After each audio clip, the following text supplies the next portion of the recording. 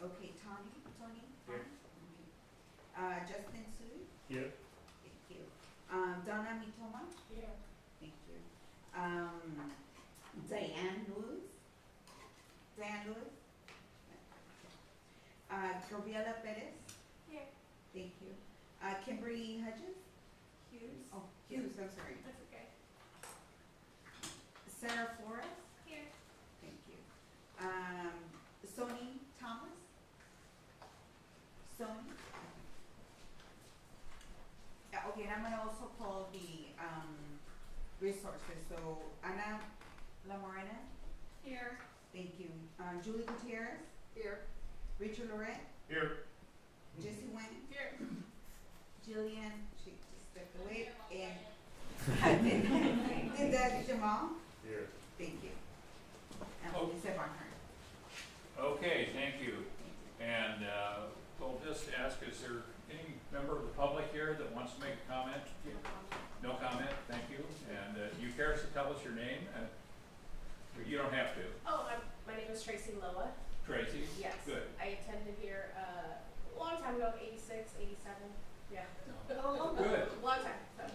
Good. Welcome back. Welcome back here. We also have a special welcome to Julie Gutierrez, who many of you may know in her role with the city of Pasadena and everything, but it's great to have her here.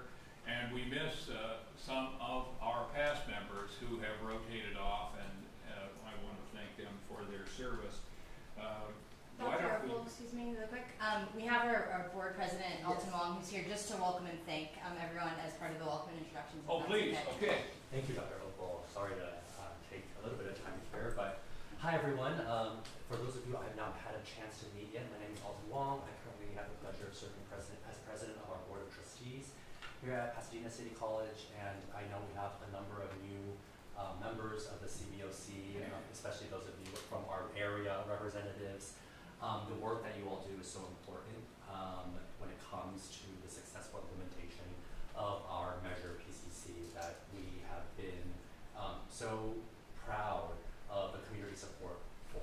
But the work that we do at the board and the institution to steer those dollars to make sure that it is benefiting our students and our community, the partnership that we have with you all is a critical aspect of that. And so for those of you that have served already, thank you for your service, and those of you who are new to the CBOC, welcome. We look forward to engaging with all of you. You are in incredible hands with our chairperson, with our assistant superintendent, and our entire staff here. And if there's ever anything that you all need from us, please don't hesitate to reach out. But again, I just want to take a quick second to say welcome and best of luck in the work that you all do. And we look forward to hearing your reports at the board level in the months and years ahead. So thank you, and thank you, Dr. Opal. Well, and thank you for being here, and thank you for confirming all of us, Yes, your board absolutely. leadership, because we're all appointees. Thank you for all the trustees who have run for office and had competitive elections, and each of you represent an important constituency, so who are represented on this board, as well as the sort of other groups, senior citizens and taxpayers and all those things that are represented here. So we appreciate what the trustees do, and that you generally make it pretty easy for us to follow through. But thank you very much, and thanks for your involvement. Thank you, thank you. And if you haven't had a chance to check out other new aspects of our campus, such as the new Seraphian building, make sure you do take a look. We're very excited that after a number of years, we have that up and online, students inside every single day now. So, and that's thanks to the incredible work of Richard Loret and his entire team and our entire business and administrative services department that has made all this happen. So you all are in great hands, and have a great meeting. So thank you for letting me take some things. Thank you. And by the way, we do thank Richard for giving the tour today. I was coming from another meeting and wasn't able to do that, but you did the auditorium and took a look at the mirror pools. I see, maybe thirsty just looking out there. Yeah, he did give us, for those of you who I can probably do it if he didn't already, get the tour of the Seraphian building. We had a good tour at our just before our last meeting. And Richard's also, unfortunately, the voice of reality about construction costs and all those things now. So I see him with a smile on his face now. He doesn't usually have a smile. Okay, so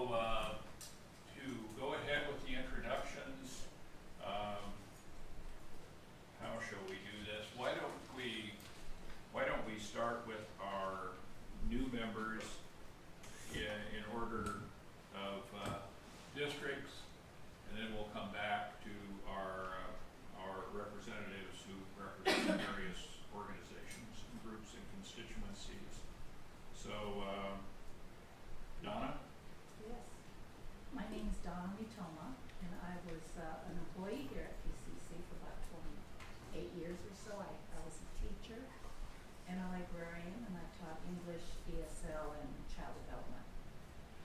So this place is very dear to my heart.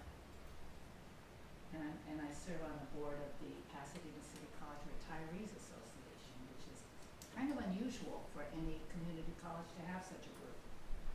But we are very active, and we just gave 11's $2,500 scholarships last month, a couple weeks ago. Yeah. I'm happy to be here. Thank you, and that's important because over the years, the foundation has had a number of requests and gifts that have come from employees Yes. who have been very generous, and so And welcome. our money comes from retired employees. Right, Yeah. that's great.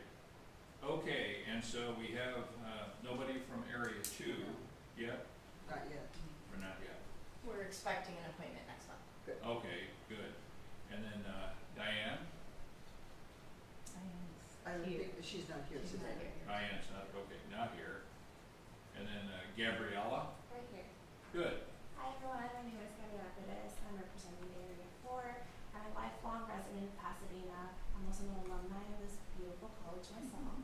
I'm a former staff member. I was employed here at least 10 years, classified staff, and then other part was a student worker. I now currently am the administrator of Rio Hondo Community College, and I also currently serve on the city not the city council, but for the city of Pasadena. I'm the commissioning status of women as well. So I through and through being a native, I really love to represent my community and my city, but this place holds a special place in my heart too. He wants to call you Gabby? Yes, please do. There you go. Okay, and you are in Northeast Yes. Pasadena, Sierra Madre, Yeah, you're and all that, so I'm in your district. Yeah. So, and at one time, okay, and Jim Osterling was prior director for that. Good, thank you, great, welcome. And so Kimberly Hughes, Yes, good evening. Nice to meet everyone tonight. I am representing Area 5, South Pasadena. I have served as a commissioner, commission president for Public Works, Mobility, Transportation, Natural Resource and Environmental Commission, and the Water Council for South Pasadena. So I worked on construction projects for the city, transportation projects, budgets in regards to Measure M, Measure R funding for the city. I really care. My daughter attended PCC. In fact, she was an economics major and attended Mills College in Oakland a number of years ago, and said that the classes she took here, her economic professor were better than the ones we were paying a lot more for at Mills College. And then during the day, I am the advertising manager for the Los Angeles Department of Water and Power. And I'm very pleased to be here and to participate with such an illustrious group, so thank you. hey, welcome.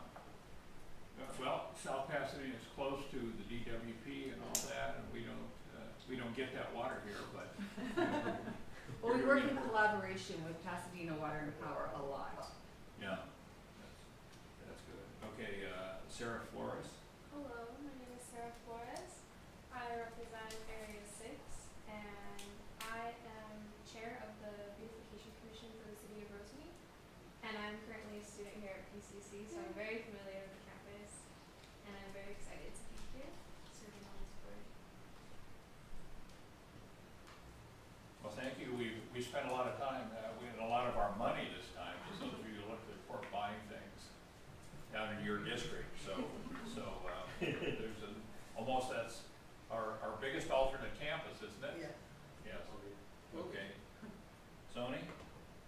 Thomas? Sunny, I don't think Sunny needed. Yeah, I don't think so. No. No. Okay. Sue Kim She was not able to. was not here today. Kevin? My name's Kevin Stroos. I live in Altadena. I'm a product of a different junior college here in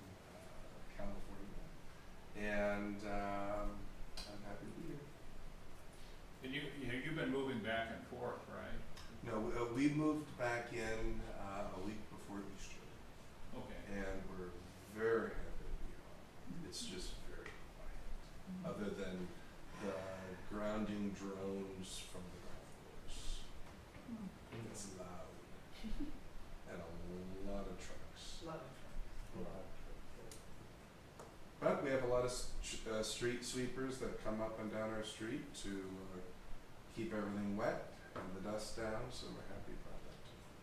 Well, our thoughts are with you and hope all everything in the recovery continue going well. Tony?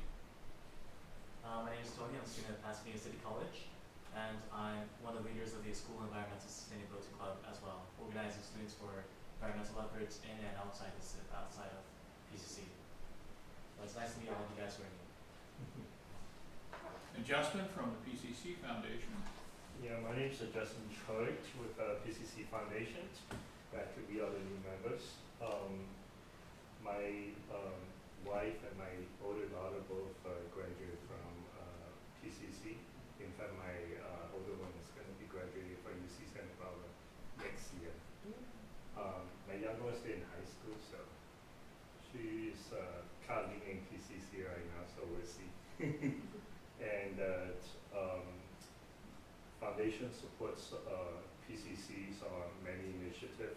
Dr. Opal mentioned earlier, Dr. Opal used to be a member of Foundation too, that we work with many other foundations with the graduate employees. We do appreciate the scholarships and many leaders support the students, and we just generally are very appreciative of all the bond money and how we can kind of refresh and build out colleges in many areas. So we're looking forward to collaboration with many of you going forward. Thank you. Thanks for the support of the foundation. And I'm Bill Opal. I attended here in 1961, graduated in 1963, and was the president of the Huntington Medical Research Institutes for over 40 years.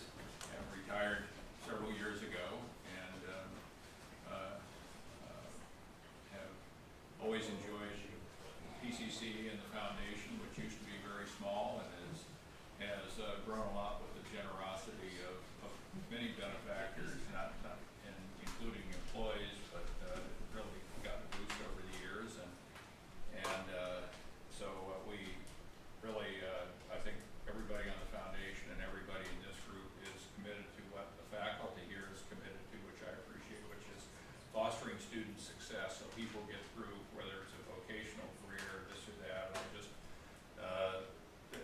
My favorite part of the foundation's thing is the grants they give the faculty to do projects, like things like their sand exchange project and all those kinds of things they've done. But I'm proud of the fact that our campus is attractive to people all over Southern California and away from here, and that when people come, used to come to work for me, sometimes they would have somebody in their family that wanted to get back to college or were older, and some of my employees who have retired over the years, they're always back to PCC, so it's truly our college for the city, and I'm always hoping that someday we're going to be giving bachelor's degrees here and all that, which seems to be something. Mr. Gomez. Hello, Dr. Opal. How are you doing? President, welcome.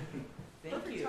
And you all know Jose Gomez. He and I share some things, but he's a famous sculptor.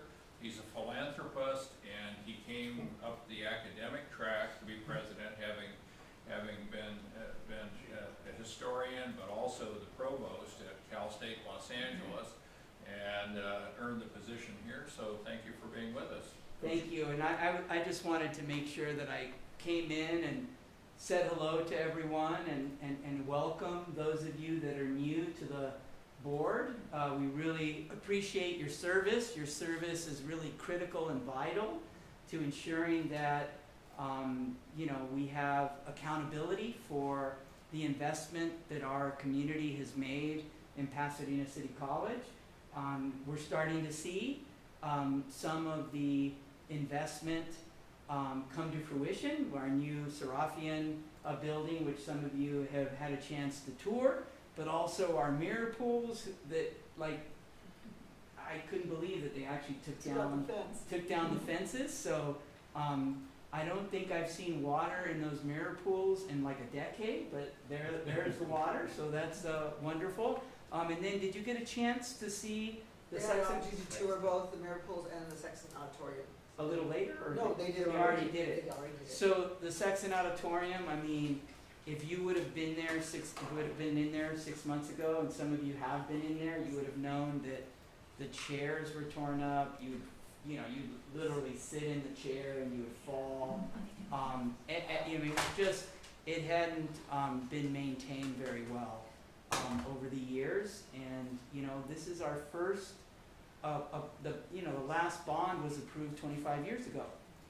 So this is a wonderful time for our students to really, and our community to receive top flight facilities, top flight instruction, and we're really happy that you all are a part of it. So thank you so much for your engagement with Pasadena City College. We really appreciate it. Thank you. All right. Thanks for being here. Thank you, sir. All right. And Julie, would you like to invite and say anything about any of your other staff? We met. I think we met Richard, because he led your tour. Richard, do you wanna say a little something? No? I'll save it for later. Oh, he's like, TJ, who is our CIO. TJ, who sort of was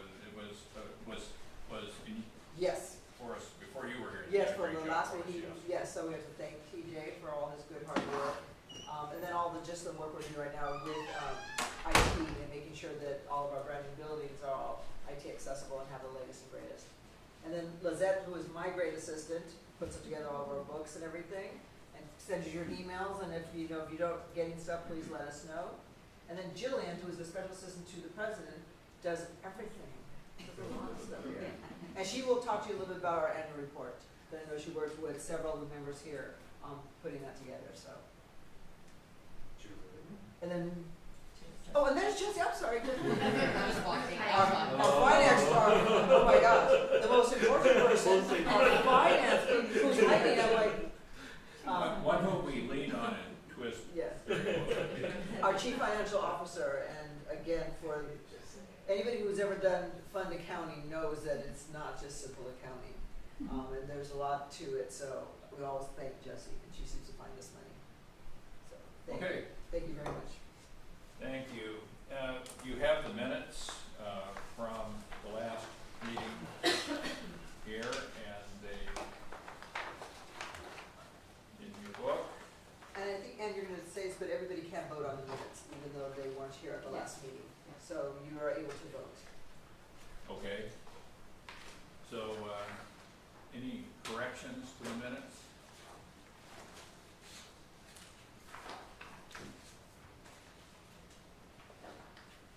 And if you have, this is the time too, if you want to, during the Q&A, if you've had a chance to read those, if you haven't, you can see that there's a substantive discussion of several of the things here that are reflected in the annual report. And talking about the amount of the bond money and some things that we'll be covering today. And I think it looks to me like most of the things have been answered. One of the things that was in the minutes was that we did, we approved the annual report for submission to the state in a timely way, and I think did that get in? Oh, and sorry, Dr. Bell, that's the audit report. The The audit report, yeah, I the mean, comprehensive the audit report, For Catherine? and then you circulated, I think, that day or the following day, what was asked for, that was, And we attached it to this, so everybody could have it. yeah, so you've all got that list that had been circulated. There's a reference to something that was back in November, and Yes. not everybody had it in hand at the time, and that was referred to, and then we got it afterwards, so I believe that condition was met, so, would entertain a motion to approve the minutes. I move. So, Dick, moved? Yeah. Second. Okay. So, Justin moved, Tony seconded, that the minutes, be approved as circulated. All in favor? Aye. Any noes? Any abstentions? Okay, unanimous, passed.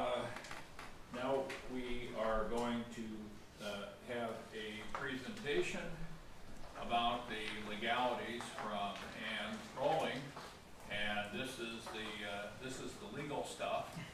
And by the way, we do have, I think we had decided that we would stream the meetings back, so, and as you notice in the report, people can go back and look at the archival things.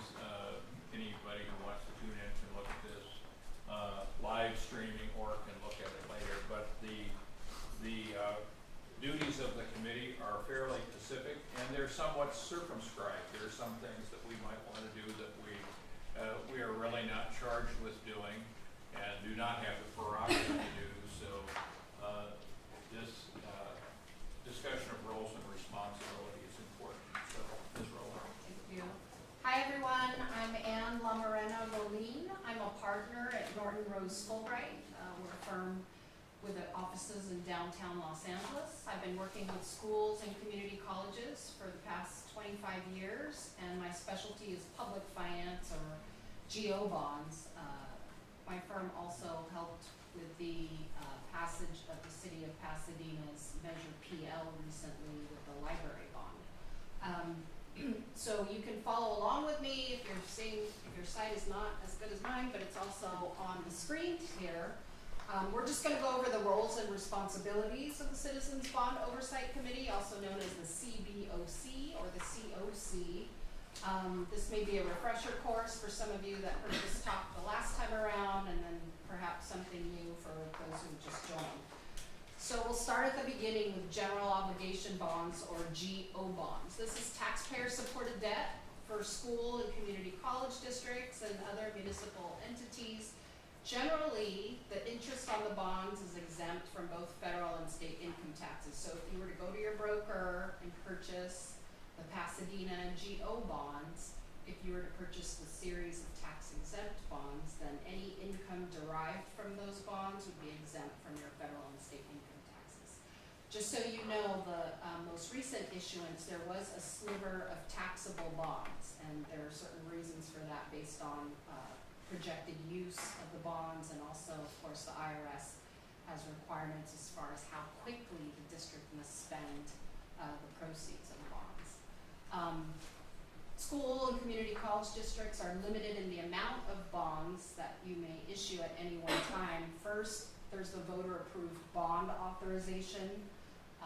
There's bonding capacity, known as total assessed valuation. So total AV or assessed value, that means what the homes or the businesses in the district, what they're valued by the county assessor. So that's not the same as market value. If you were to go look at Redfin or Zillow, or see what your neighbors have recently sold their homes for, that's different from your assessed value.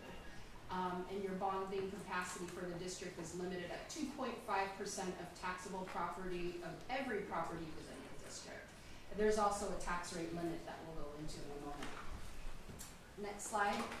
So before the district was able to pass this bond, there were certain procedural steps they had to take. So they had to call the election. Some of you may or may not have known there was a plan to originally be prepared to go out to the voters in 2020. And then COVID hit, and then we pulled that off of the ballot. And so we ended up going to voters in 2022. For Proposition 39, which I'll go into in a moment, districts can only go out when there's a primary or general election, or if there's a board election. So there has to be an opportunity for every voter of the district to vote at that time. So the district helped prepare the ballot measure that set out the dollar amount authorized, the general purposes, and also helped prepare a project list, which will be crucial to what the function this committee serves at, in reviewing such project lists against the district's expenditures. The LA County Registrar of Voters and prints everything in the ballot pamphlet that went out to all of the district voters, and that ballot pamphlet included the bond measure, that's that 75-word ballot measure question, the project list, as well as a tax rate statement that estimated about how much every single property owner within the district would be paying to help support these bonds. And then voters vote to approve the bond measure or project list. Because this was a Proposition 39 election, district voters needed to pass by 55%. And I believe district voters in November of 2022 voted yes for Measure PCC by 70.59%. Next slide, please. After the passage, the district board then appointed the Citizens Oversight Committee, and then they were able to issue their first series of bonds. So that's what you all are reviewing now, are the proceeds. So even though voters approved, $565 million in bonds, the district doesn't issue that all at once. It's, based on projects and whether you can spend 85% of the bond proceeds within 3 years. So if any of you are old enough to know the movie Brewster's Millions, or you could go and look back if it's still available anywhere, I don't know. Richard Pryor had to spend the money as fast as he could. So I'm always checking with Jesse, like, are you spending the funds? Because, especially for the tax exempt bonds, the IRS doesn't want school and community college districts to issue tax exempt bonds and then to hold the money and then you're earning interest on them, right? So the district issued its first series of bonds, and then you began to construct, furnish, and equip the project as determined by the district's board.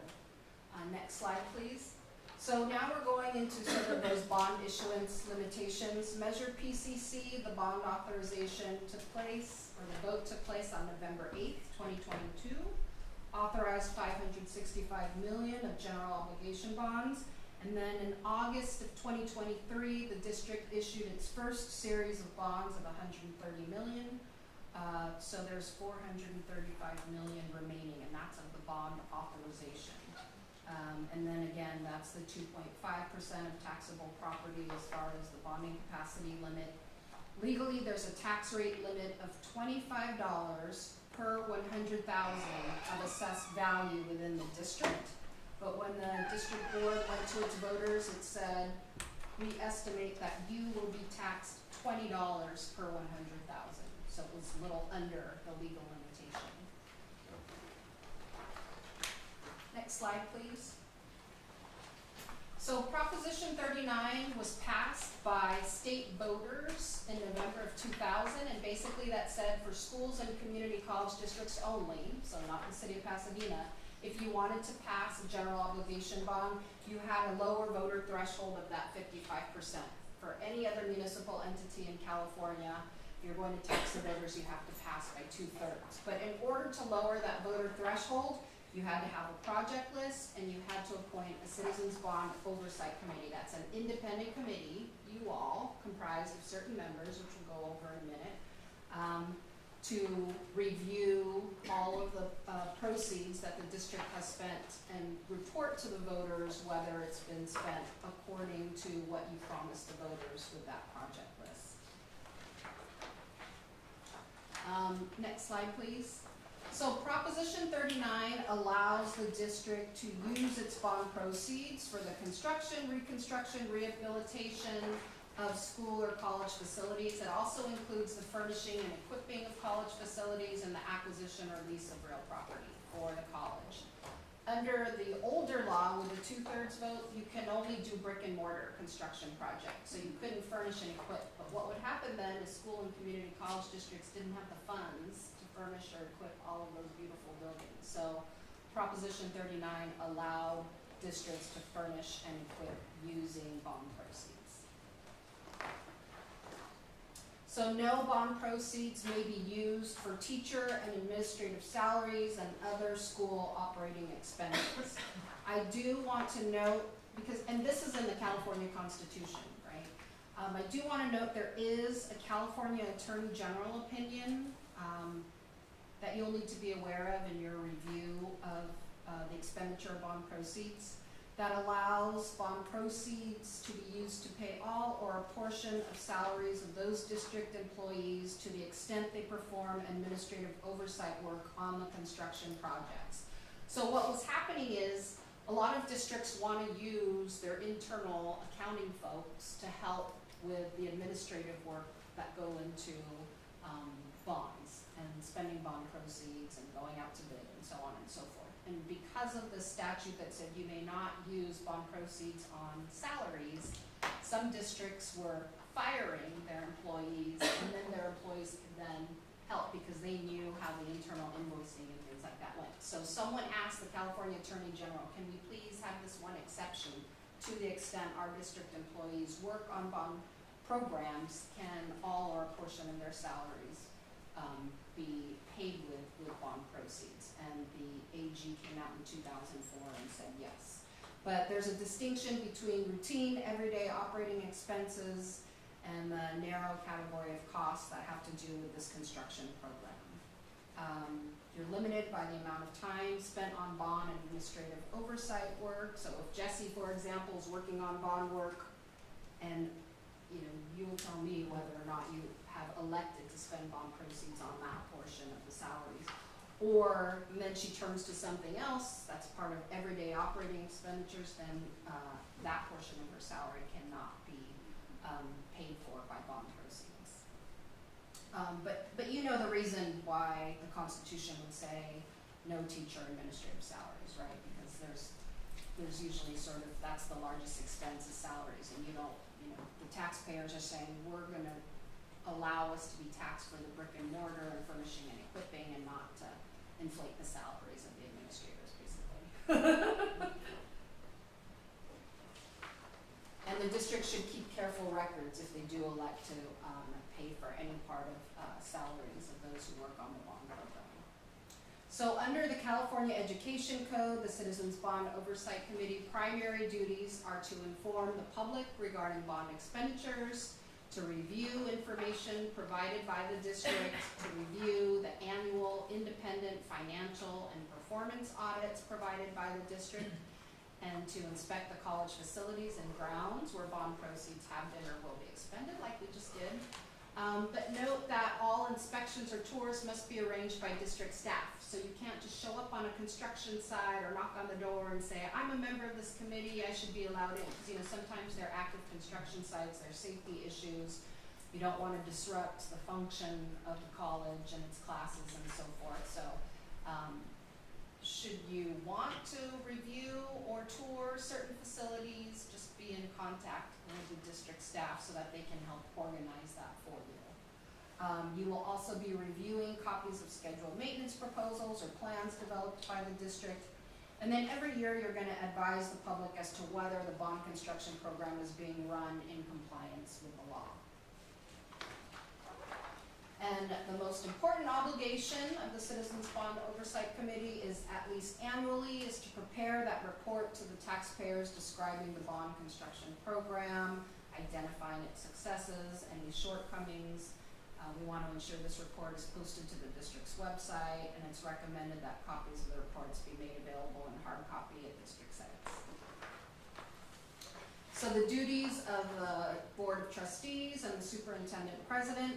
So they're the ones with the function of approving the construction contracts, change orders, approval of when and the sale of the bonds and the expenditure of the bond proceeds, approval of construction plans, schedules, and handling of all legal matters. So if you have any questions, again, direct them to district staff, but I know sometimes people get excited that they get to decide which projects get built first, and if you can decide on, the color of the paint and the architecture and things like that, that's sort of within the purview of the district board.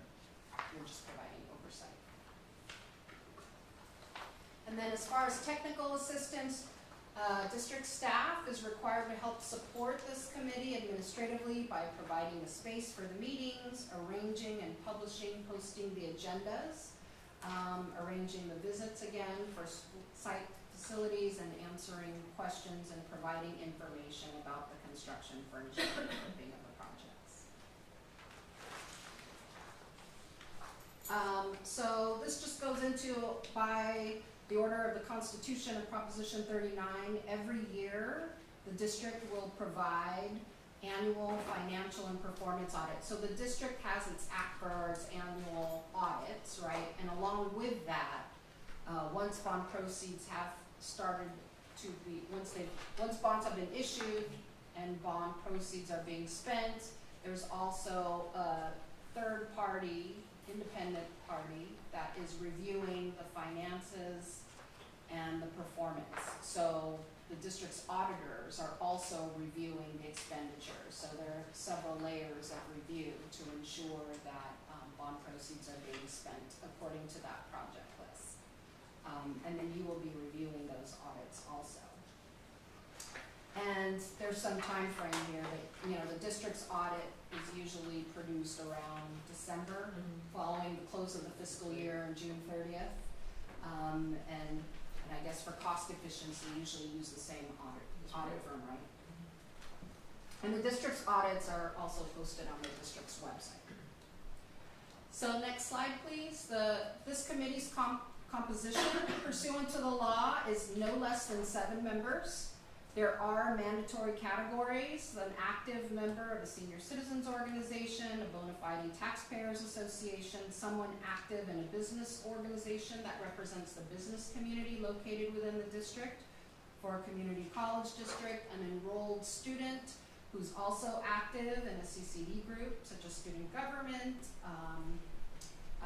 also a person active in the district's foundation, and then certain at-large members. And I know the district has certain at-large members appointed by each trustee area. Just to keep in mind, there are certain requirements. We want to ensure there are no conflicts of interest here, so the committee cannot include any current employees of the district, nor any person who's a vendor or contractor. We want to ensure that no one here is financially interested in any of the contracts you're reviewing, or you're not purchasers or vendors, no incompatible activities. We want to make sure you're here for the public, representing your particular trustee area, your particular group, and you're not financially interested in anything that goes on here. As far as meeting requirements, so this committee is subject to the Brown Act, or the Sunshine Act, just like any Board of Trustees meeting. So there are agenda posting requirements. You can't vote on anything that's not included in the agenda. You're subject to public comment. Any member of the public may join and listen in. It has to be in an area freely accessible to the public. And then the Brown Act requirements include that the agendas are posted no less than 72 hours in advance of the scheduled meetings, 24 hours for emergency or special meetings. Again, the right of the public to speak. All meeting materials are a matter of public record, no secret meetings, most likely no closed sessions. Because closed sessions are for exempt, you know, like real estate, negotiations, and so forth. And again, that's not at this level. Just as far as Brown Act, you know, I always give some of these examples because we can read you the law, but sometimes the examples help a little bit more. You could say, oh, I'd like to get to know you better. Let's go have a drink afterwards. Let's meet for a coffee. Let's all go have dinner at this restaurant, even notwithstanding the wonderful snacks provided by the district.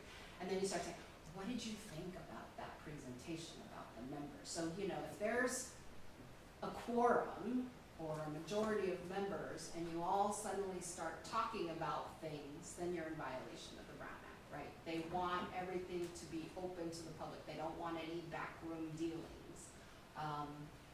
If you all have social media, maybe we're posting pictures of the beautiful reflecting pool, and then maybe we all become friends online and we're liking one another's posts, or maybe we're commenting on, well, what did you think of, you know, Richard was telling us how much they spent per chair in the auditorium. You know, that can end up being a violation of the Brown Act if you're commenting and things like that. So we just want you to be made aware of some of those examples.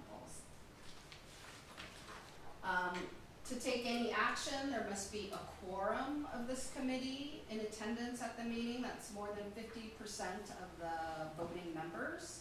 You can still receive information even though a quorum's not present. And then, of course, district staff will circulate any materials to those who were absent at that particular meeting.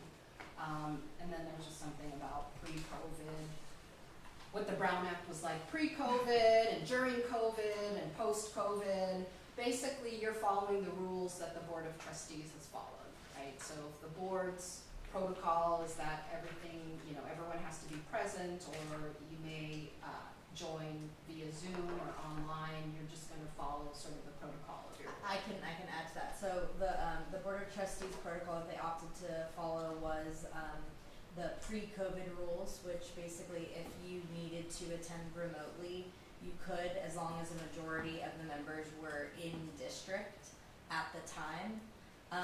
But if that's the case, then we would have to post your location with the agenda. So even if it's your house or a hotel or things like that, we've worked with folks who are like at a conference, and sometimes we have it, they're able to use like a conference room at a hotel or a lobby, but we have to post it 72 hours in advance. So that is an option available to you if a situation arises, but it does need to be done ahead of time.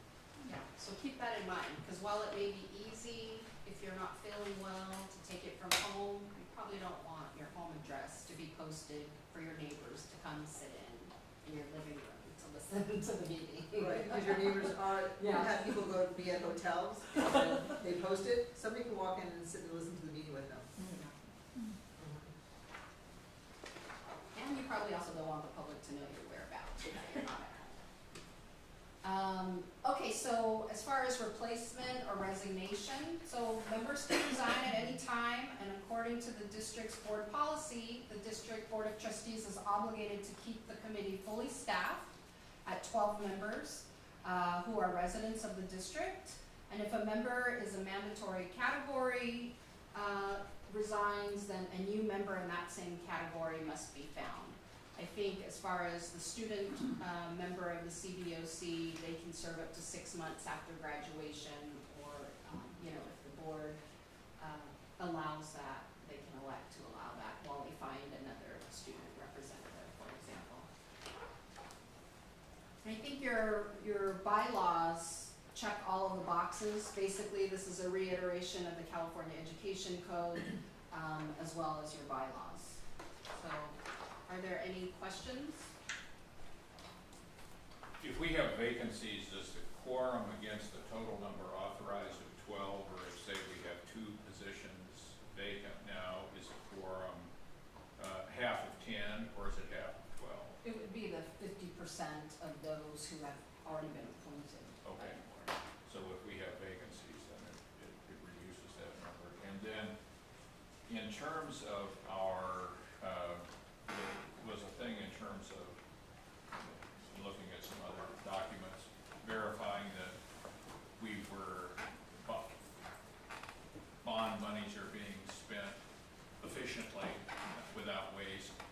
And I don't know if you, while you're here, maybe Richard, could you explain again for everybody's benefit how we do the bidding?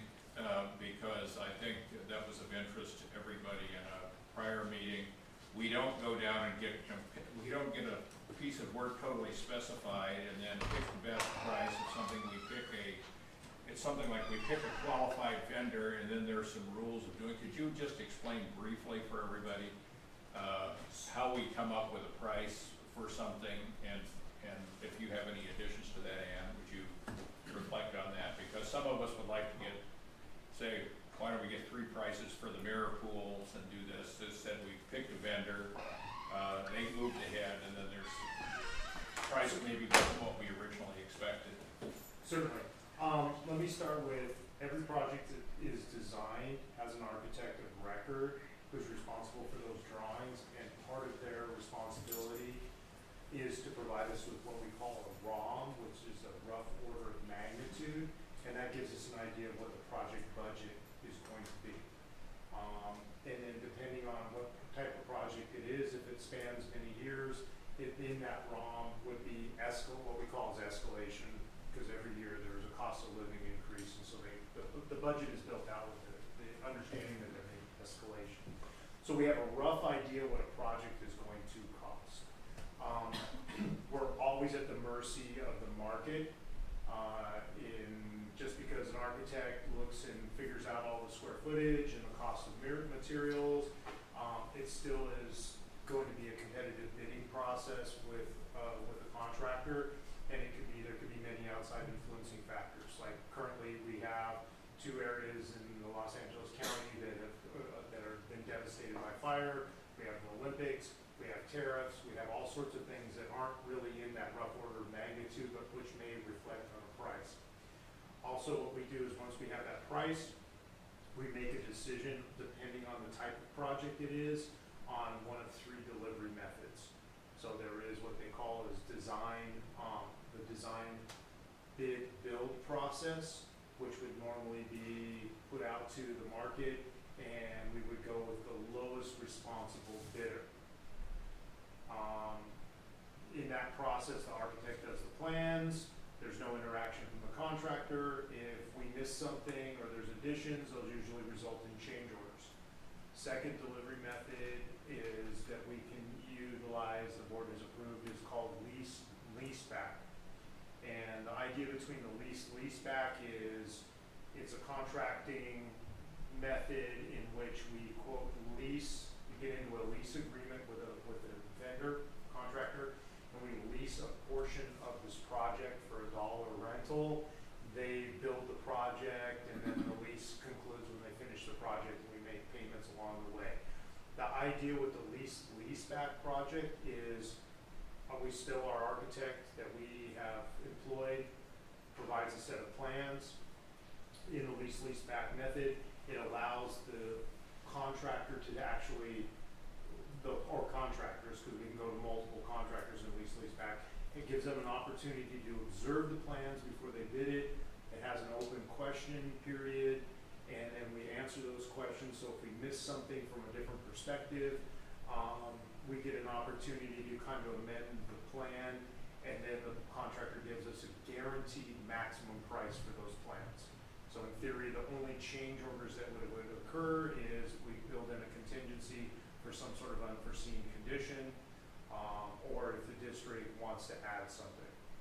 The third method is design build, in which we contract with an architect. Well, we contract with a team that's comprised of a builder and an architect, and that we give them a specification of what we would like to be built, and they go and they create a project based off of our guide specifications. And within that, when they build out that project, they also give us a guaranteed maximum price. In leaseback and in the design build models, we award those based on what we call as a best value, and that's a rating system, and that rating system comprises of projects of like kind, years of experience, the team, and value is also in there. So what that equates to is you may not, in low bid, you are bound by the lowest responsible bidder. Doesn't have anything to do with their team, doesn't have anything to do with if they have prior experience. It's just, I gave you the lowest price, you get it. In these other 2 models, we have an opportunity to look at the best value and make a selection on that value, guaranteeing that the project is brought in by a qualified contractor within the specifications. It may not be the cheapest, but it's more collaborative, and it also it gives us a better value in that we can kind of make sure that the person or the firm that's doing the work has the background and experience to complete that in a timely manner. Thank you. Okay, so Ann, the question of you is what level under the COC and Prop 39 guidelines that we have for assuring that things are done efficiently, what level of responsibility do we have for getting into the fine details of this, and how do we oversee that properly? And we've done it over the past year, so in a pretty summary way with lots of trust involved, and we don't know. True, there were questions here about how much the auditors can dissolve the thing, but they're looking at numbers and telling us whether the numbers are right, but on this efficiency, how do we best do that? Yep, so you should, if not already, have the district's project list that was included in the ballot pamphlet, and you're reviewing that against the district's expenditures, so it's more of sort of large-scale oversight. Typically, as with here, each member has a different level of expertise based on your previous jobs or working at Public Works and so on and so forth. And also just being able to ask the questions. So different methods of delivery that Richard has just stated, I've heard at all of the other districts that I've worked with. Certainly you don't want to enter into, the lowest bid and then all of a sudden to find that that particular company is no longer in business and never completed your project. So there are a lot of factors to balance when district staff is deciding what to do and what's in the best interest of the district. Okay. May I ask a question, Ann? Is there limitations or requirements regarding, and Richard might know this, on looking at subcontractors and or points or considerations for minority or small business or veteran providers? Does that get factored in? Yes, that usually goes within, our commitment is we're working on a community workforce agreement, which stipulates goals of local involvement within the contractor's workforce. And generally that's laid out in the RFP for the project, those caveats in the contractual. Thank you.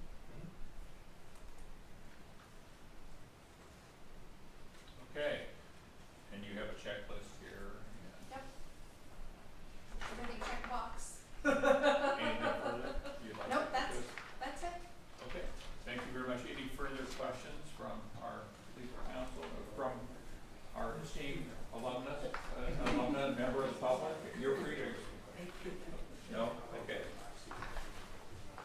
All right. So, we will move on. That's an information item. No action is required. Action items. D1, elect the chair and vice chair for 2025, 2026. And we have five new members present, all of whom seem eminently qualified to take on any such role as required. And we have four alumni continuing on who sort of know things, and they have at least Kevin and Tony and Justin, even though he's going to be graduating. So I don't know whether it would be reasonable for him to be considered as Sue. Kim has been here too, but especially Justin and Kevin have been attentive, diligent attendees, ask good questions, and have lots of insights. So nominations are open for a chair and a vice chair for the coming year. Just as a point of information, if you wanted to, Dr. Appel could be nominated for chair again. The chair can serve 2 consecutive terms, but not beyond that. So that's just a point of information. Okay. All right. Yeah, so I'll open up the nominations. I think Dr. Oppo is doing a fantastic job last 2 years leading us about it. I feel like I'm going to nominate Dr. Bill Oppo to continue on. But I also feel like as the vice chair, for continuity purposes, I love the idea of having one of the area representatives that are the new appointees to here to be part of that, working with Bill Oppo to have a continuity. So I have very limited knowledge of many of you guys. I'm literally picking a number from straws. I'm nominating Kimberly Hughes as a vice chair. So that's my nomination. Okay. Are there any other? I guess we should have a second and then see if there are other nominations. I have a second for that. Okay, you can second that. And then, are there any other nominations? Okay, I'm quite more than willing to give this up and be a participant when you guys and others like Yeah, Josh, Kevin.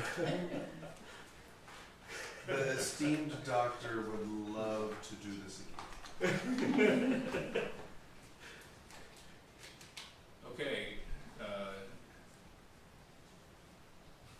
is there a motion that nominations be closed? Yes. I'll second. All in favor that nominations be closed? The CBOC annual report, and Jillian makes things artful and reasonably painless. So would you like to go ahead and present that for us? And do all of you know Alex Bucklehide?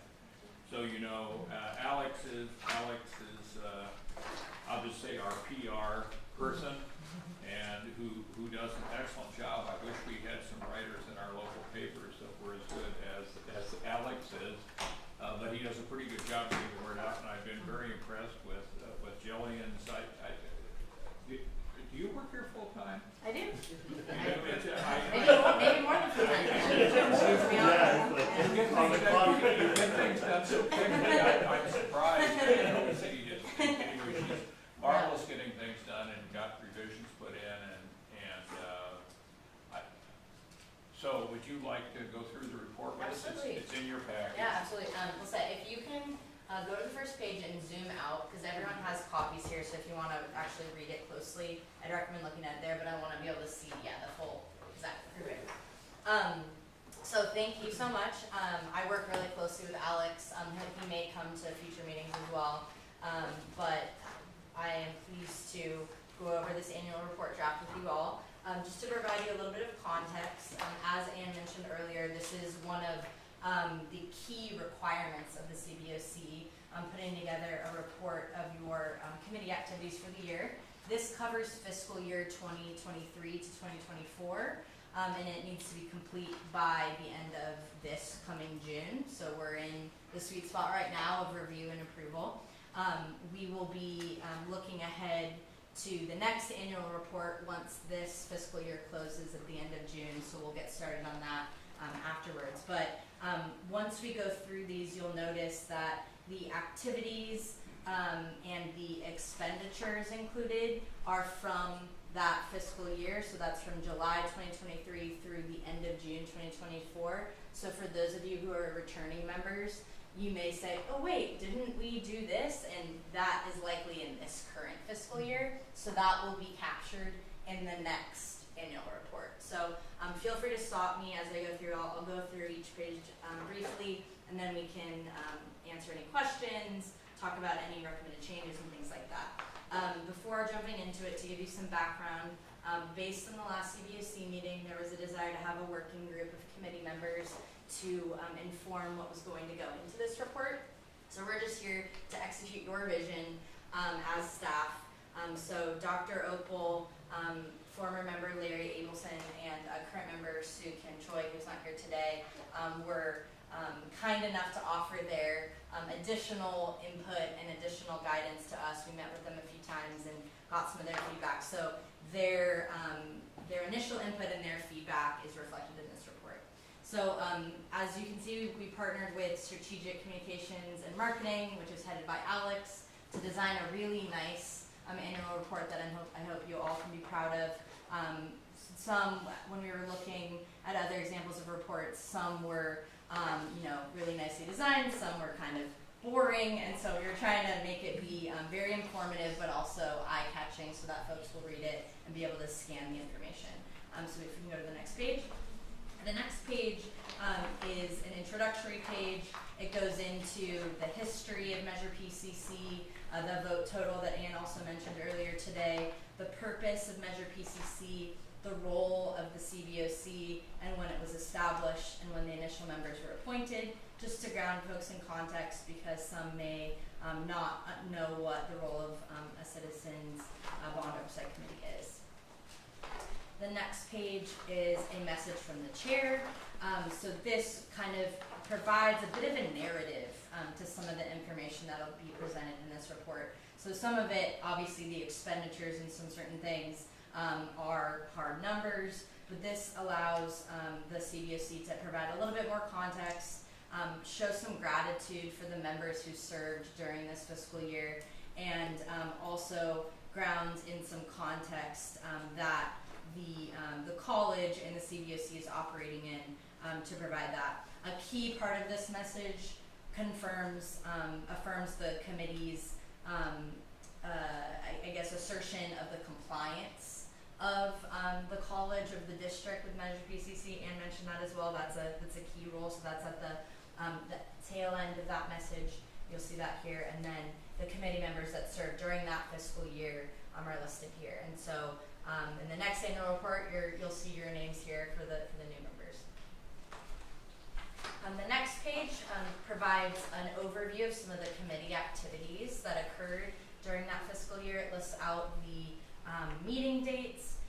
One thing that was really key that came through in our work with the working group was the desire to highlight the committee's due diligence and really eagerness to ask tough questions, not just be a rubber stamp committee, but really engage with the materials, but also to listen to the public and really have a commitment to transparency. So you'll see here on the side, this sidebar actually will take you, if you scan the QR code or visit that bit.ly link, to the archive of live streaming meetings. If you visited it right now, you'd probably see yourself at this moment. But we really wanted to make sure that that was highlighted, and that was something that took place. I think the decision was made in March of 2024, and the first live stream meeting was June 11th, 2024. And then finally at the bottom, we pulled out some fiscal stewardship highlights just to try to vary the design a little bit and pull out some notable activities. See, does that mean, or AA1, does that mean our credit rating is the same as U.S. Treasuries now? That they go down to AAA? So you're safer buying PCC bonds than you're buying treasuries. Yeah, wonderful. And then finally, the next page, this goes through some of the bond expenditures as well as the balance sheet and fund balance. We have some introductory language about that, and then on the right there is a narrative confirming the audit results, as well as a QR code and link to view the full financial and performance audits. I have a question. Yeah. If you don't mind to ask you. You mentioned earlier, in order to pass the measure PCC with 55% of votes, there's a procedural that basically require all the project lists to be listed out. Obviously, I think we can see probably the project list here in every meetings as part of measure PCC. What you have here, is that a partial list or is it a complete list of projects? So this project list here is anything that had to do with expenditures that were expended during that fiscal year. That's kind of how I feel like. So if people want to review this annual report and they want to see the complete project list as if in the original measure PCC language, is that where you go to with the QR code to see that? I believe that is in the original ballot language, which may be on the Measure PCC website, but that's something we can definitely look into. This specifically is about the fiscal year, but yeah. Today, one question I have about this is if you go to page 42, where we have our expenses for the last period, that these are in the 2025. The summary there at the top is really excellent because you have our $130 million, which was the first tranche of money that we took down. We show what the issuing cost was. We show the repayment of the certificates of participation, which was essentially an internal loan. That's the biggest thing we did, the $24 million, and we paid that back during our 2024 year. And then the additional things that we did were the 17 million, which are these numbers are updated now for the period since the end of the 2024 year. So we've got the $24 million actually expended and then the money committed, but we're accounting here for the full 130 million, and I'm wondering why. I mean, in the list we have here, we have the 17 million itemized, in my view, satisfactorily, but we do not account for the 130 million. The funding sources, which you showed Right. at the top. Yeah, and I think my personal view is that it would be good to show that in a similar way on the finance page for our annual report.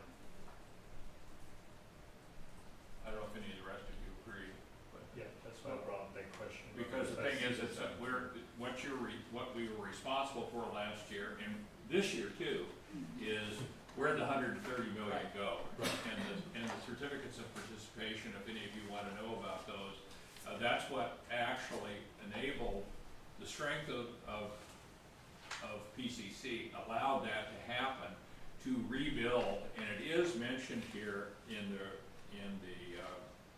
report. There's a reference to it on the next page of the report where it shows a picture of the Serafian building, which was not paid for out of these funds. This was paid for by other money from the state, not from the Measure PCC bond, but we essentially loaned, PCC loaned the state, or loaned the contractors $24 million to build the building until we got it back from the state. And so that is, I like the fact that that's in the up, but our big accomplishment was the strength and the money in the bond allowed that building to go forward. And it might have been able to do it anyway, but that was a big thing that we did. And then our completed projects are there, which I think do a nice job of illustrating the biggest things on the expenditure list. But I don't know if there's a way to make that more obvious. But the question is, what we really need to be saying is we got $130 million, and during our time now, where did it go? Yeah, absolutely. And I think what we can do is we can take this as a model and just make sure that the numbers are reflective of the previous fiscal year. They might not be these exact numbers because we're at May 2025. But I think that, Julie, do you think that Yes, I think we could, and we could probably even switch out this box here, and I think it fits in nicely. Okay, great. Well, if I may, to Dr. Opal's point, it would give the person reading also an understanding of what you're checking off your list. Yes. What accomplishments you are making and the progress to the funding, of, utilizing the funding for deliverables. Right. Great. Okay. Good suggestion. And we can go to the next page for now. We can always go back to. Yeah, thank you. Yeah, thank you very much. So this last page highlights some of the progress of the work that's being done. This is where it's a little bit trickier because this is the previous fiscal year, and going through this annual report process has also been a really helpful learning experience for staff and how we're going to advise and help support you all. So going forward after this fiscal year ends at the end of June, we're going to get started right away. So that we're, not in this kind of tricky period where we have a finished Serafian building, but it was technically completed in this fiscal year. But we think it's important to project the work that is being done in the future, even though we're working in the past. That makes sense. I feel like even talking about it is a little circular, a little confusing. But this page, just to go over it really briefly, as you can see, it highlights some of the projects that have been completed, that are near completion, and that are ongoing. And so to the top right, we have the Serafian building. Dr. Opal mentioned this, but it notes the certificates of participation. We also have the Octagon Athletic Facility that was completed in July 2024. As you saw today, some of you, the Mere Pool restoration is really close to being done, projected this summer, and then same with Sexton. And then the Rosemead Satellite Campus was purchased during fiscal year 2023-2024 and is in the planning and design phase. And then we have a link and a QR code at the bottom to go to the Measure PCC website. May I ask a question about this page? Absolutely. The Rosemead Satellite Campus, is it being paid through the bond funds? Or is there another budget line from the state, the chancellor's office at the community college to pay for this? It was paid entirely by the Measure PCC fund. Purchase. It's all paid for by the bond. Everything Okay. purchased on the site. Yeah, on page 42, there's one of the line item about Rosemead site purchase. Yeah, and it's there on page 5 of the report there, the Rosemead site purchase. 13, in fact, it's the biggest item there, 13, Look here. 573. That's the biggest thing that we spent money on. So if you look at back here at this page of the annual report, the Rosemead site purchase, the 13.5 million. So it is on there. Yeah. But that's as of course, the end of the fiscal year for 2024. So when we look at our expenses are as of April 30th, design stuff. Yes, and so we'll get into that. But again, as Jillian said, it's kind of a past and future. This is all for last fiscal year. Yeah, or if you can go to page 61, also that's regarding those side purchase. Maybe if you go to the summary page, which was the page Dr. Hall was referencing. Yeah, page 42, but Yes. page 61 is the details Yeah. about Rosemead side. Yes, it goes specific to all the roads, details. But you can see here with the Rosemead site purchase, it actually has the budget for 29 million, and then the work is 17. So yes, that is that. And maybe for our next, I don't want to get off the agenda bit here, but if, as we looking at, and all of you, as you notice on our, as we're looking for things for our future agendas during the conversations here, during all of our meetings, if you have something for next meeting that you would like a more detailed presentation on, just raise the issue and we'll put it on the agenda and the staff will do a good job of doing it. And if you like, maybe we can have a recap of what's going on with Rosemead.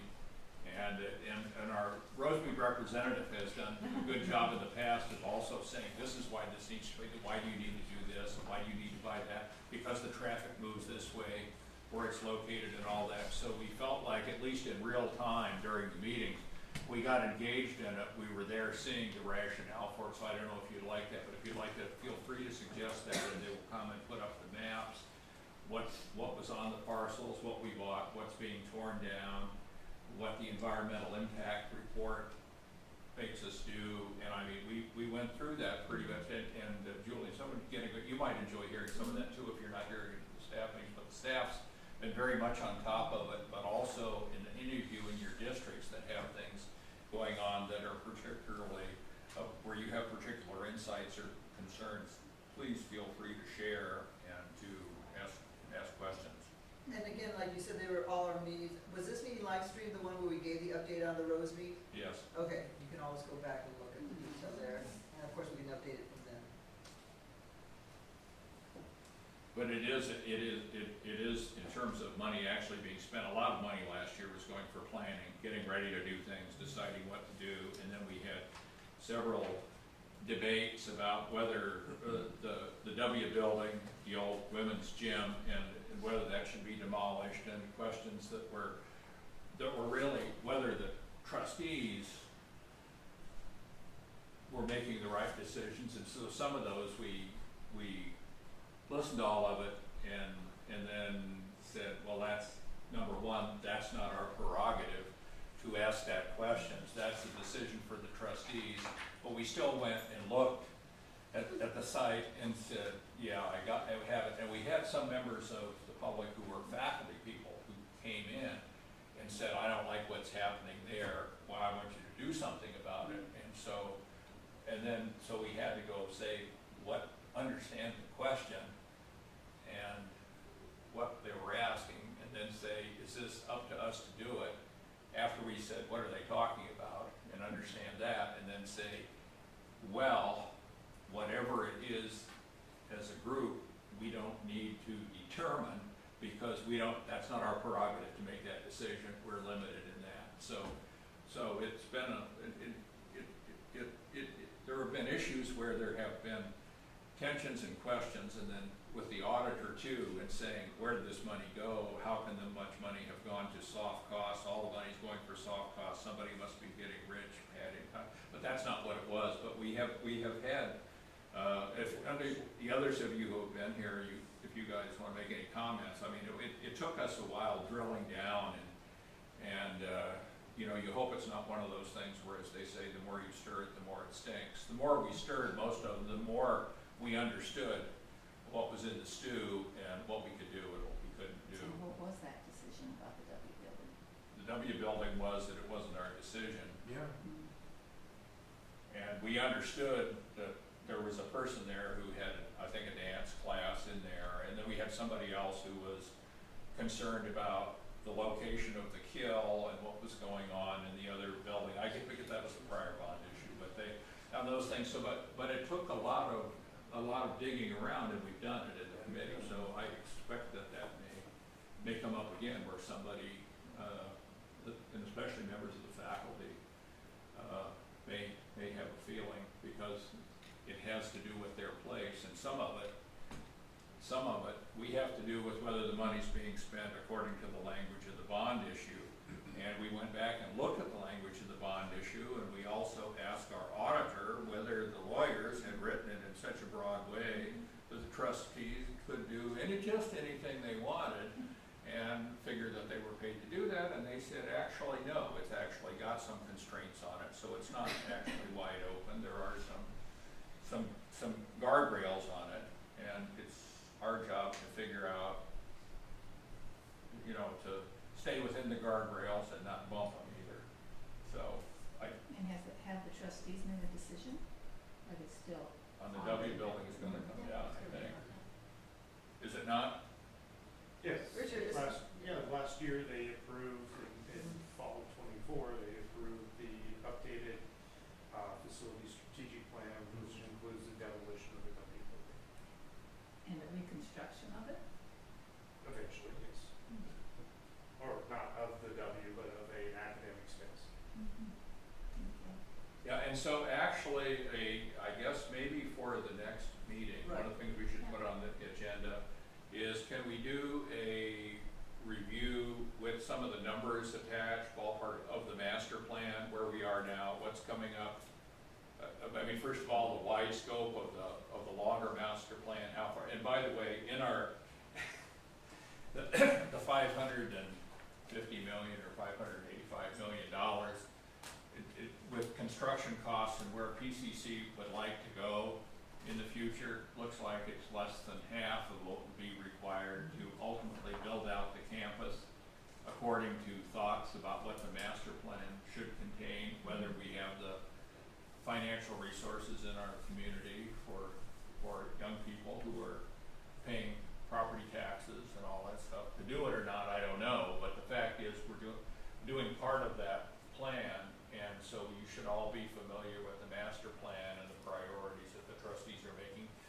We don't set the master plan, the board of trustees does that, but then in terms of what's going on and being funded now, it'll help a lot, I think, to see the master plan or where it's going, because questions came up too about the student center, where the old, which was the old library back when I was here, and that's a student center, and then that comes down and something else goes up that's not much bigger, and so questions have come up about, is that really appropriate, and does the bond language really allow that, or is that just knocking down our current house and building a new house that's a little bit fancier, and is that the right thing to do? So we've delved through all that, and so but the reference document that it all comes back to is the facilities master plan, and the facilities master plan actually relates to the student master plan. What kinds of things are we doing for the students to serve our community, and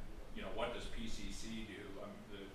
For instance, the auto mechanics, the repair area, those things at PCC's very dynamic. It's dynamic, it's changing. We're not going to be doing in the future, according to the educational master It's plan, forward-looking. exactly what we've done in the past. So yeah, when it does say forward-looking, that means that things that might have, things, if you wanted to, in the past, if you wanted to get your teeth cleaned or hire a welder or have a good auto mechanic, be sure it said PCC on their hat, and that was the best. And the thing is that, and also the RNs, if you wanted a nurse, but then as the BSN program credential has come in, all that has shifted, and it has a lot to do with the facilities and the education plan and the master plan. So there's a lot to pay attention to, and then come back and say, it is, and when you get to it, and I have to say, when you get to the end of it, you say, well, maybe this only is gonna pay for 40% of what we really need, and maybe we need to go back.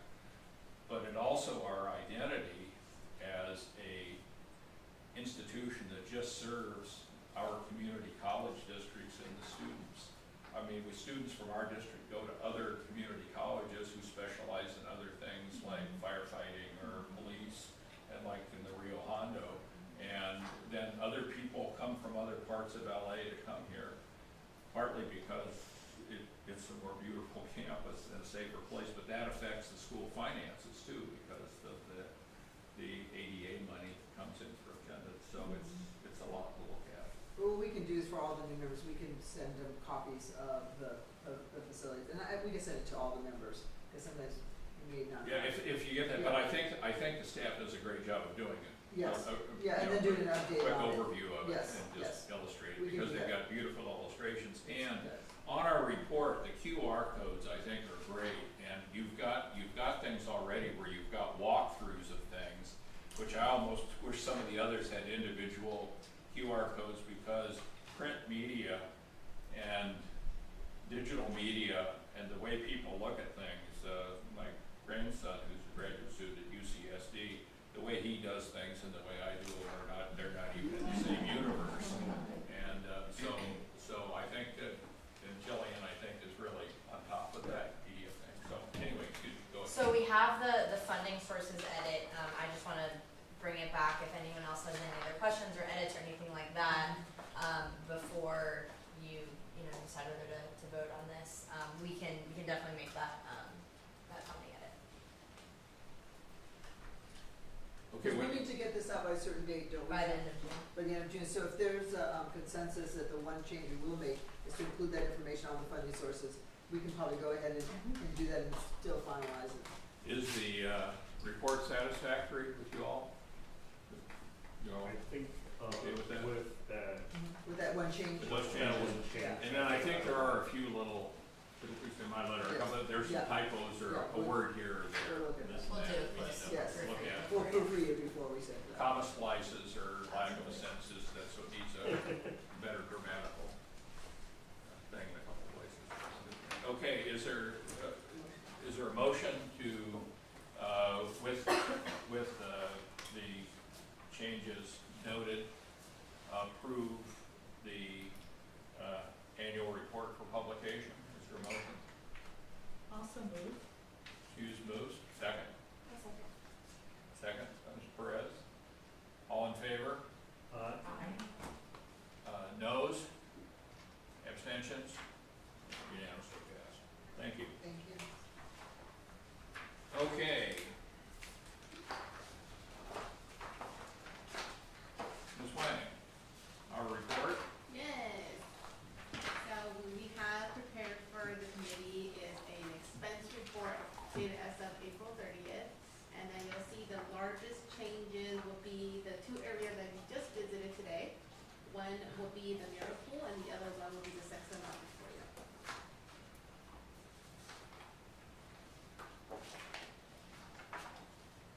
And the details of those will be in the pages after. So the front page for the new members is really just a summary page of all the projects that are ongoing, that either started or have funding allocated to them. And then the following pages are really just details of what type of voter approval that it fell under, and also the details of which type of expense that we incurred so far. We had a number of other things on the agenda this time, so we spend some of our meetings drilling down with skeptical eyes toward certain pages. One of them that got the overhaul a couple of meetings ago was the mirror pool, and this, how can it cost this much and this and that. And we have one from time to time that we go into in depth. Unless any of you have any particular questions today, I think if you just would take to heart, and maybe if you take your book home or have it on the page, look at page 42, and if you have any questions, the budget, the expended, the encumbered, and the balance available, and the questions about contingencies are questions that people usually ask. But the 110 million there is about what you're going to be looking at, and it's going to move over to expended, or before that encumbered. And so is there anybody who wants any further detail on any of the line items at this time? Yes. Yes. I have a question for, No, and Justin. I have a question for Yasgan. Could you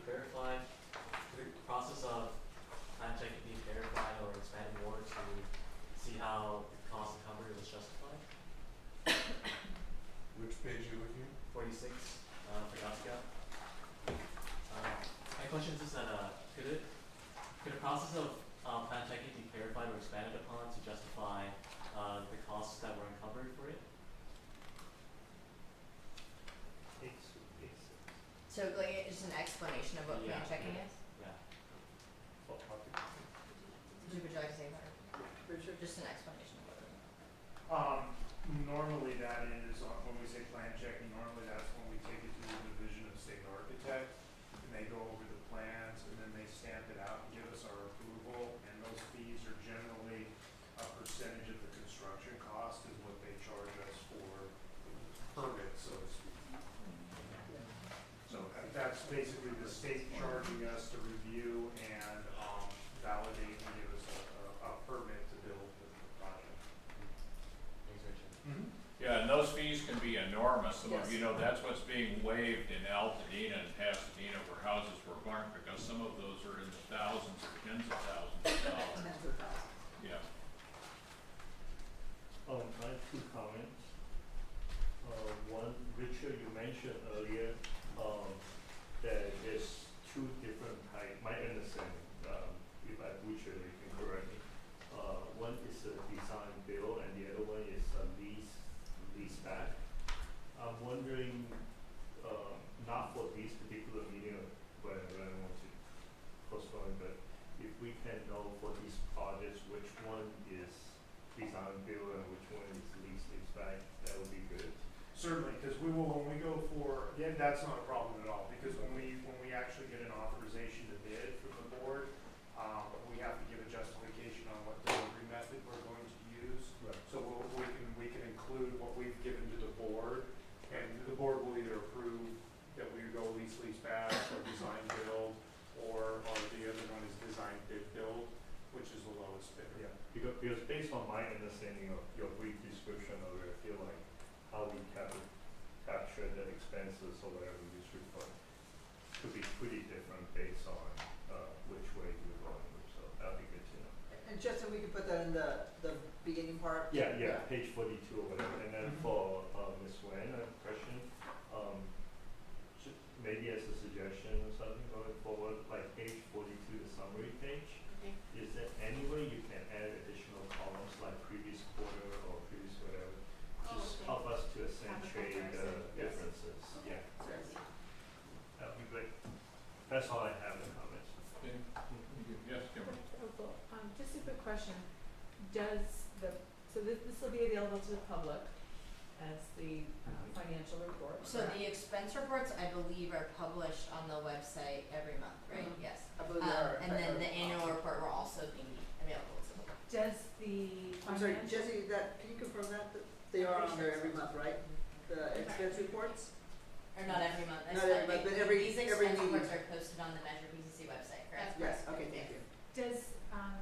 Is there a good reference point on that so that people know, so if I'm looking at the octagon, it's listed as octagon, is there like a map or something to show what, or a better description what that is?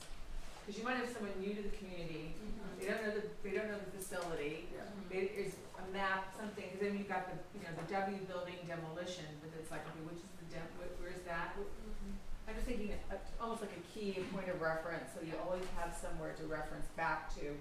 So it gives you a tangible of what the facilities are and where the money's going. Yeah, it's online in great detail, but also you have in front of you here, and actually on here, it doesn't have as good a key on this as is available online, but if you look at the little O there, isn't that the no, it's not, Z is where the octagon is. Anyway. I think, I'm just thinking, make sure yeah, this is on the yeah. website. and I think one thing we can do is, as this is a new composition of the committee, look to see how we can improve the website for users. So we'll take that and also just have an eye on the website to see if there's other improvements. So. Yeah, and sometimes I know all of you with your iPhones are walking around, you have a photo, so if we have a photo we can throw up as we're looking at some of these things. Okay. Or the illustration, that's good, so for orientation. Yeah. We can look at that, That's we good, can look at the yeah. pages, so you're right, so people who aren't familiar with this can look at it and say, oh, yeah, that's that. It just gives it, some foundation. Yes. Mm-hmm. does swing space conversion mean and VCR swing space mean? You back on page 42? Yeah. So- The VRC is a Veterans Resource Center, and we're currently, because the Veterans Resource Center is located in the W building, which is slated for demolition, we're working on what we call as a swing space, somewhere they can operate during temporarily. So should it be VRC? Yeah, I don't know what page you're Oh on. yeah, there's a typo, There's it's a typo. on 42. Yeah, That's how we throw our VCRs away, I don't know. Yeah. So typo. Because you're right. Okay, and then the swing space conversion is like any There's spot that would be- there's two buckets there that depending on the projects, we will break them out. But in general, there was any swing space where we had to relocate someone because we may not demolish a whole building. There may be a bond project to renovate all the AV and we need to move those classrooms somewhere else. And so that's what the swing space is to capture an area so that we can continue instruction while we do the construction. Okay, thank you. Mm-hmm. Point of clarification. The new student services building, that's not an actual building, is it replacing what was, I guess, a redesign of the L building or that counseling and admissions? Is that what that Yeah. means? Okay. Yeah, I only heard part of that, but yes, the new student services building would be on the footprint, Okay. but it would like triple the square footage Okay. So it's more of of the like a student retrofit. services. And it would take some of the programs that are spread throughout campus and bring them into a Consolidate. into Yeah, I one. know, like core, for example, has like one little station like that, right? Mhm.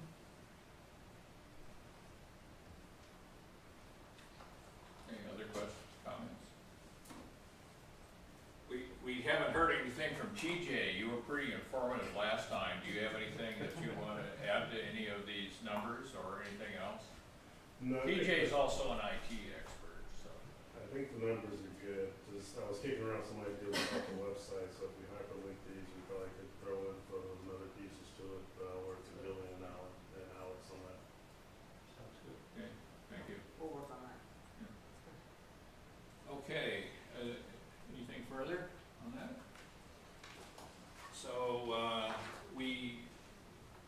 I would entertain a motion to accept the, expense report. I motion. Pardon? I motion. Okay, Second. been moved and seconded that the expense report be accepted. All in favor? Aye. Opposed? You can oppose it if you want. Abstain? Okay, unanimously passed. Thank you. Now, it is time to see if there are any future agenda items in particular that you would like to approve. Otherwise, usually, I take the prerogative of suggesting something, or Kimberly, you may, as vice chair. But all of you can suggest things at this point, but during the meeting, if you don't have other things and something comes up as a result of discussions and talking with the staff, we might suggest something for the agenda. It does need to be agendized if we're going to cover it, although some things can fit in easily under another category. But yes, Kimberly, could you? I'm just gonna say, is there, a way to potentially look, forecast on the finances, city assessor, revenue, the bond status, and also looking forward to the tariffs, materials availability, if there's impacts that we should be considering, as you look forward to your contingencies, are they gonna be enough as we look at the future expenditures? Julie Jones. Sure, that's actually a really good question, because that's something that was raised, I believe, at our last meeting, how some of the things are impacting our contingencies and our projects. We can definitely look at that. I thought, one of the things I heard is perhaps we do an update of the master plan.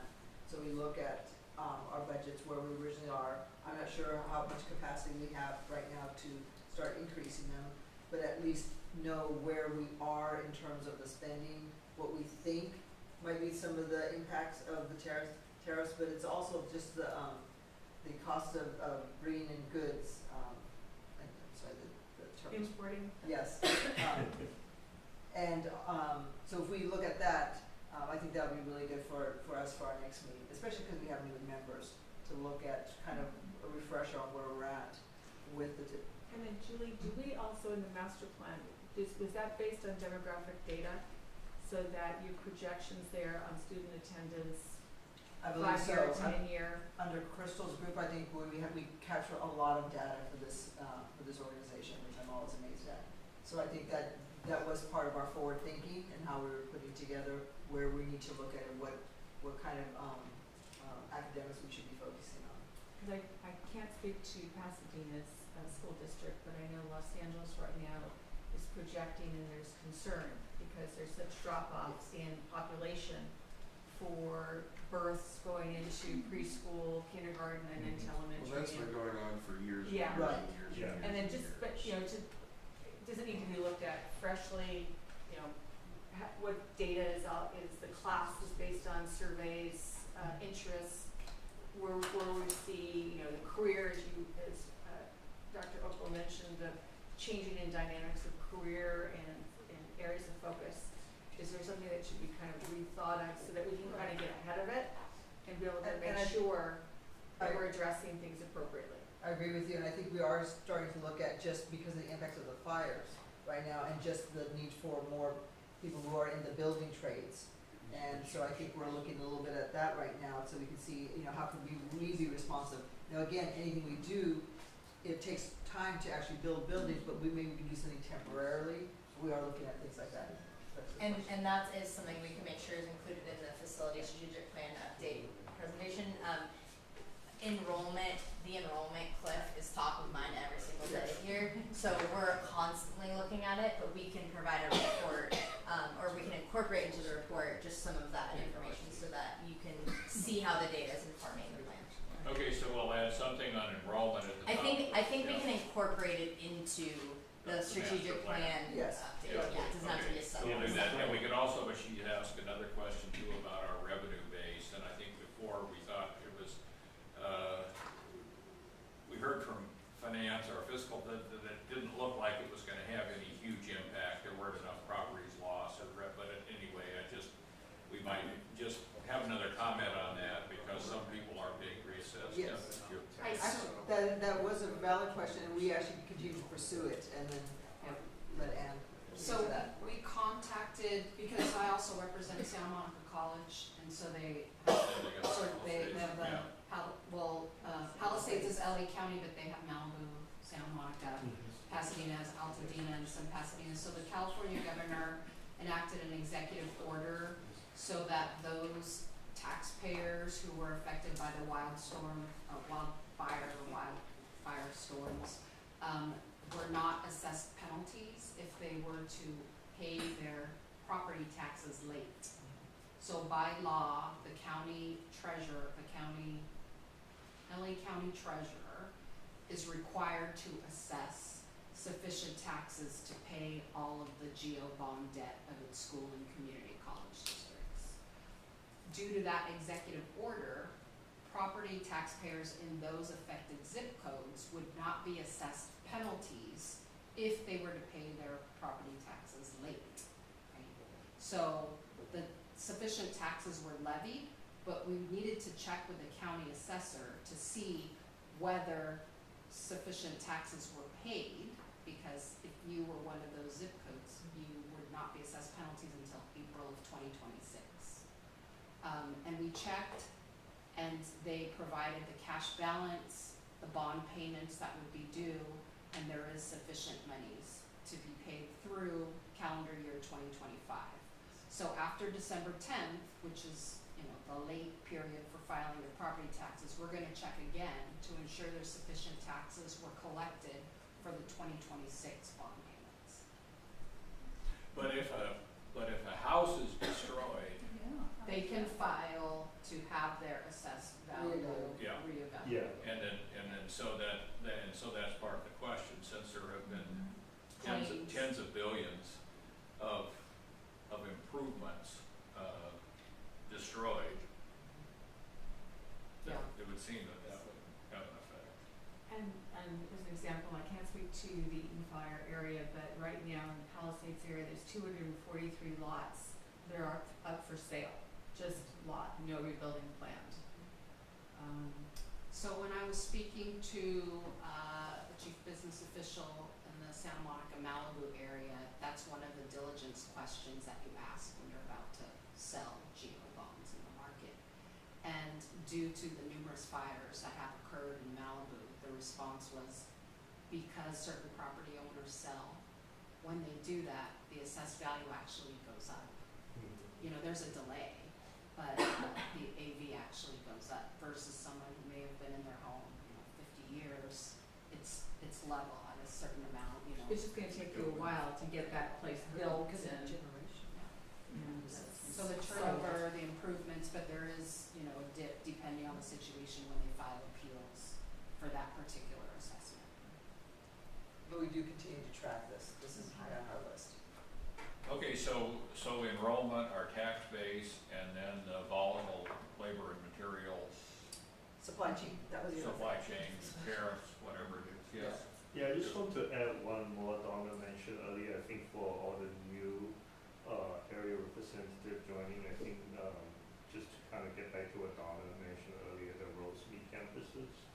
Yeah, Yeah, if we can do a renew representative, this is probably gonna be one of the biggest expenditure Right. items for this coming year. So for Donna's question, and for everybody else, I think that would be interesting information. okay, main campus, so there, and of course that, presumably the educational master plan Rosemead isn't will part of cover the that, project and then, but list you'll for the cover update, so yeah, it'll be Rosemead as updated. well as this campus, and then, and don't forget, we have the center on Foothill as well. I don't know what's going on with that, we're not putting any money into that, I don't think. Okay, good, anything else for the agenda? That's 4 items that you've requested, thanks. Now for a date, we have been meeting approximately quarterly, but we adjusted to it, so that would put us in August, mid-August, but you may want, it seems to me that we have usually slipped it until just after Labor Day. And so my thought is maybe what you would like to do is meet the week of September 8th. That's Labor Day is on September 1st, so if you're Labor Day plus minus, and then things are starting to get back, school, I don't know what date school It starts. starts in August, I believe. Is it, okay, so would the week of September 8th work, or would you like to meet in August? I will be in Sweden, Lucky you. so I won't be here. But you Okay. can meet. So, when will you be in Sweden? End of August, we're gonna be there for 2 weeks.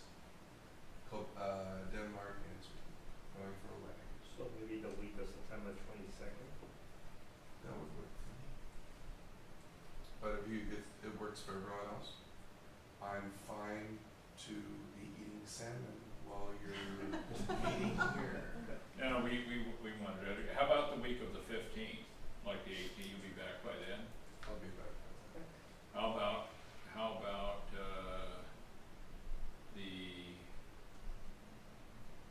either the 16th or the 18th? Tuesday or Thursday? How does this work with staff? That's good. I That goes fine for staff. feel like We don't have board meeting, the trust meeting. No, so in Yeah. general, Yeah. avoiding the second week of the That's month what I is thought. ideal, so this This is, is I'm actually better glad for you're us. in Sweden. It's helpful for us, for staff. Good. But otherwise, it looks fine for us. What, the second week or the? No, Not the no, second week. no, not the second week. What you just proposed, the Let's look at the 16th or the 15th. 18th seems fine for staff. if this between 16 How about and how- 18 would be September 18th probably. 18th, does the 18th work for everybody?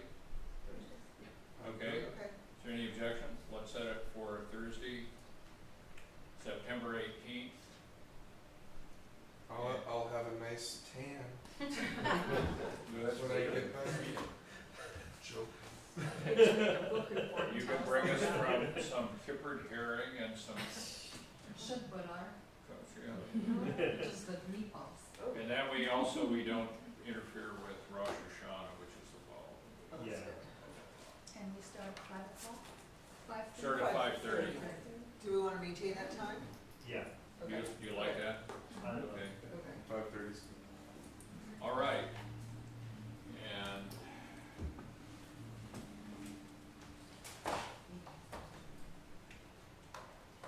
And if we could get a list of our committee, the names of our committee and email address, is that appropriate?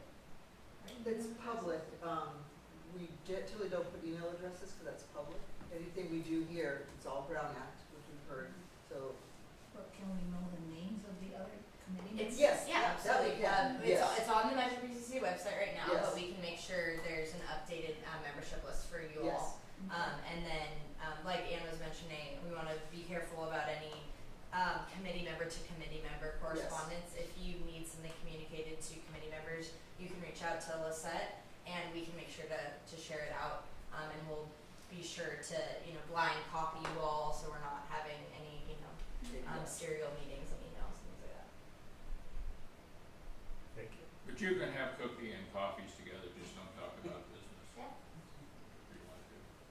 And two of you can talk about things as well. And okay. Anything further? There being no further business, we declare the meeting adjourned. Thank you all for coming, and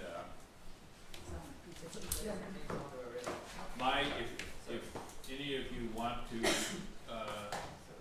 make any comment to me that's not business, anything else, my email is very simple. It's OPEL. We're still on air. Yeah, Oh, yeah. that's our